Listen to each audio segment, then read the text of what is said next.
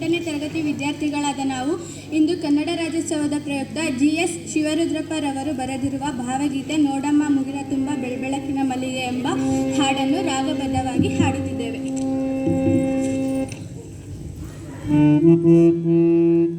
ನೋಡಮ್ಮ ನೋಡಮ್ಮ ಮುಗಿಲ ತುಂಬ ಬೆಳಬೆಳಕಿನ ಮಲ್ಲಿಗೆ, ಹಾರಿ ಹೋಗಿ ಕಿತ್ತು ತಂದು ಮುಡಿಸಲೇನು ದುರ್ಬಿಗೆ.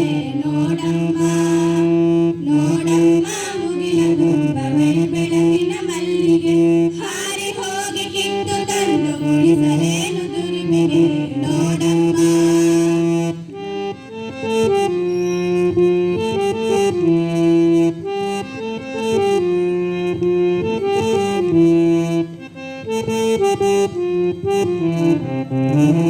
ನಮ್ಮ ಮನೆಯ ಅಂಗಳದಲ್ಲಿ ಅರಳಿರುವ ಹೂವಿಗಿಂತ ದೊಡ್ಡವೇನೆ ಅವುಗಳು. ನಮ್ಮ ಮನೆಯ ಅಂಗಳದಲ್ಲಿ ಅರಳಿ ನಗುವ ಹೂವಿಗಿಂತ ದೊಡ್ಡವೇನೆ ಅವುಗಳು. ಹಸಿರು ನೆಲದ ಮೇಲೆ ಅರಳಿ ನಗುವ ಬದಲು ಅಷ್ಟು ಮೇಲೆ ಹೋದವೇನೆ ಅವುಗಳು. ನೋಡಮ್ಮ ನಮ್ಮ ಮನೆಯ ಅಂಗಳದಲ್ಲಿ ಅರಳಿ ನಗುವ ಹೂವಿಗಿಂತ ದೊಡ್ಡವೇನೆ ಅವುಗಳು.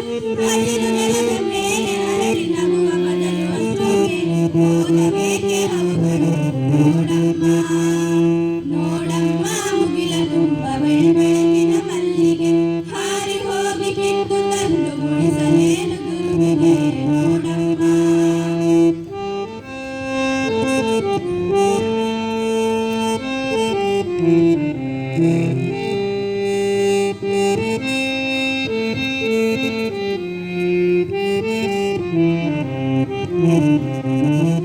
ನಾನೇ ದೇವರಾಗಿದ್ದರೆ ಚುಕ್ಕೆಯೆಲ್ಲ ನಮ್ಮೂರಿನ ಮನೆ ಮನೆಯಲ್ಲಿ ಅರಳುವಂತೆ ಸೃಷ್ಟಿ ಮಾಡುತ್ತಿದ್ದೆನು.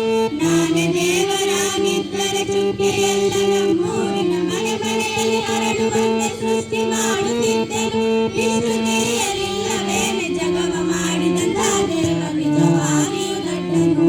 ನೋಡಮ್ಮ ನಾನೇ ದೇವರಾಗಿದ್ದರೆ ಚುಕ್ಕೆಯೆಲ್ಲ ನಮ್ಮೂರಿನ ಮನೆ ಮನೆಯಲ್ಲಿ ಅರಳುವಂತೆ ಸೃಷ್ಟಿ ಮಾಡು